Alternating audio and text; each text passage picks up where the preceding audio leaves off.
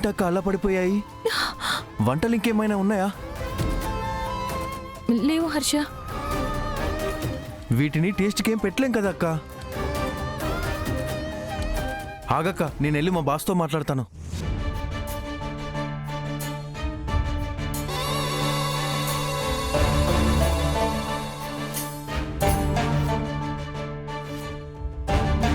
Sir. Yeah సరే, నేను బయలుదేరుతాను. చెప్పు హర్ష, ఏమైంది?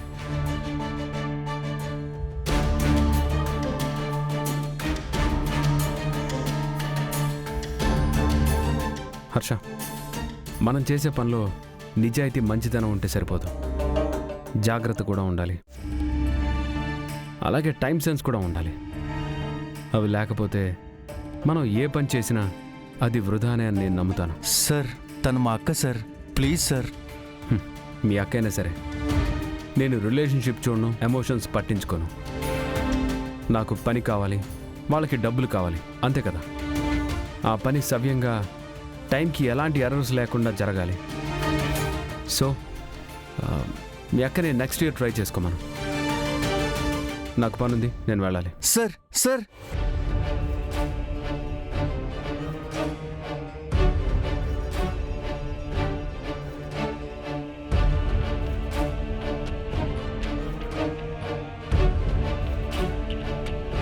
అక్క, మా సార్ ఒప్పుకోలేదక్క. మా సార్ వెళ్ళిపోయారు. Canteen contract మనదేరా.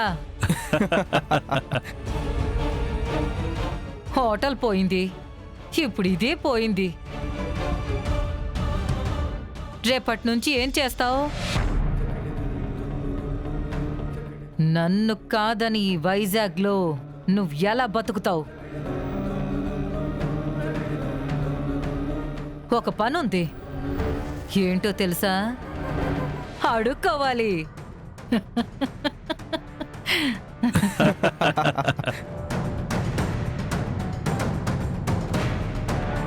రేయ్ పదండ్రా.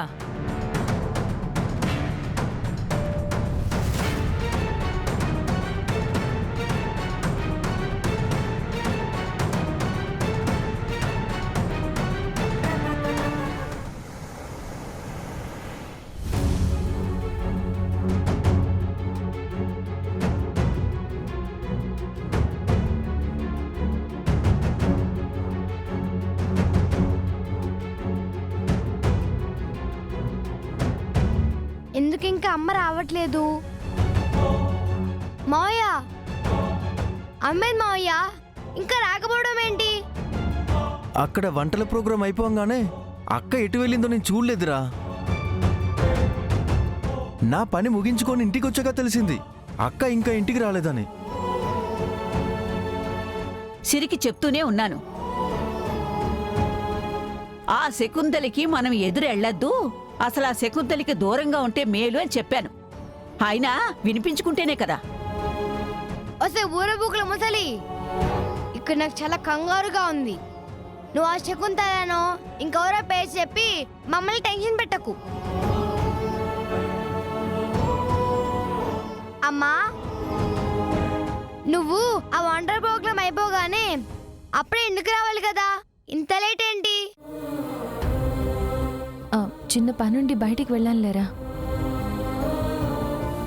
ఏంటక్క అలా జరిగేసరికి డిసప్పాయింట్ అయ్యావా? మరి నా ఫుడ్ ఏమి మీ బాస్ తినకుండా ఆ శకుంతలకి క్యాంటీన్ కాంట్రాక్ట్ ఎలా ఇచ్చేస్తారు హర్ష?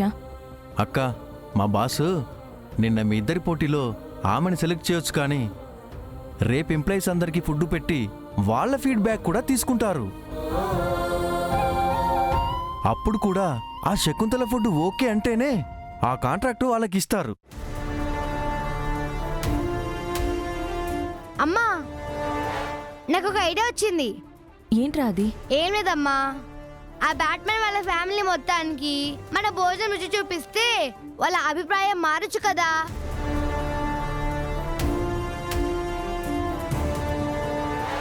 హర్ష, నిజంగా నేను ఫుడ్ వండి మీ బాస్ ఫ్యామిలీ మొత్తానికి పంపిస్తాను. వాళ్ళు అసలు నా ఫుడ్ ఎలా ఉంటుందో తెలుసుకోవాలి కదా. మంచి ఐడియా అక్క. నువ్వైతే ఫుడ్ వండి ఇవ్వు, నేను మా బాస్ ఇంటికి ఆ ఫుడ్ తీసుకెళ్తాను. మీరు ఫుడ్ వండేస్తే మీకు కాంట్రాక్ట్ ఎందుకు ఇస్తారు? ఆల్రెడీ ఆ శకుంతలకి ఇచ్చేసిన తర్వాత ఇంకా మీకేమిస్తారు? బామ్మ, మేము ఫుడ్ వండితే మాకు క్యాంటీన్ కాంట్రాక్ట్ ఇచ్చినా ఇవ్వకపోయినా పర్వాలేదు, కానీ ఆ శకుంతలకి మాత్రం ఈ క్యాంటీన్ కాంట్రాక్ట్ రాకూడదు. ఎందుకంటే తను నాణ్యత లేని వంటకాలు చేస్తుంది, చాలా నాసిరకమైన కూరలతో ఎంప్లాయీస్ అందరికీ ఫుడ్ పెడుతుంది. దానివల్ల హర్ష వాళ్ళకి, హర్షతో పాటు తోటి కార్మికులందరికీ నష్టం. మన వంట వీళ్ళ బాస్కి రుచి చూపిస్తేనే కదా ఆ శకుంతల ఫుడ్ విషయంలో ఎంత ఫ్రాడ్ చేస్తుందో తెలుస్తుంది. చూడమ్మా సిరి, ఆ శకుంతలతో ఎందుకే పెట్టుకోవడం? వస్తే ఊరబుక్కుల ముసలి ఆ శకుంతల తప్పు చేస్తే ఆవిడికి బణం భయపడదేంటి? తప్పు చేసే వాళ్ళే భయపడాలి.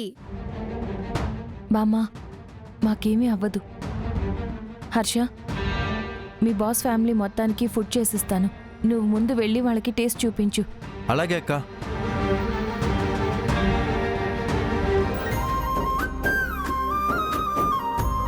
టెడ్డీ టెడ్డీ సిరమ్మ, ఇంక ఆడుకుంటున్నాం ఏంటి?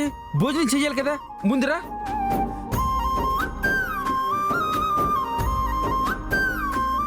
ఏటా మళ్ళా చూస్తున్నావు? రామ్మ భోంచేద్దు గానే. పండు, ఆ? ఇవాళ చేసిన కూరలేంటి? ఆ, పాలకూర పప్పు, దొండకాయ ఫ్రై, బంగాళదుంప కర్రీ, సాంబార్ కూడా చేసినానమ్మా. అయ్యో, ఆ? ఆ, రోజు చేసే పప్పే, ఆ.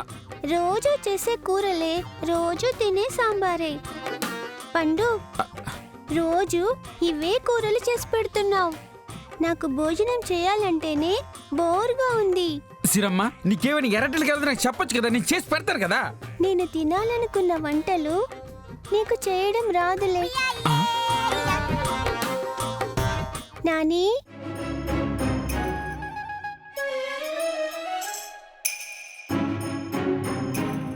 ఏంటి సిరి?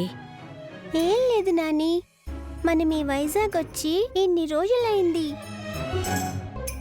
ఇక్కడికొచ్చాక ఇప్పటి వరకు బయట ఫుడ్డే తినలేదు. నాని, ఈరోజు ఎలాగైనా సరే మనమందరం బయటకెళ్ళి బయట భోంచేద్దామా?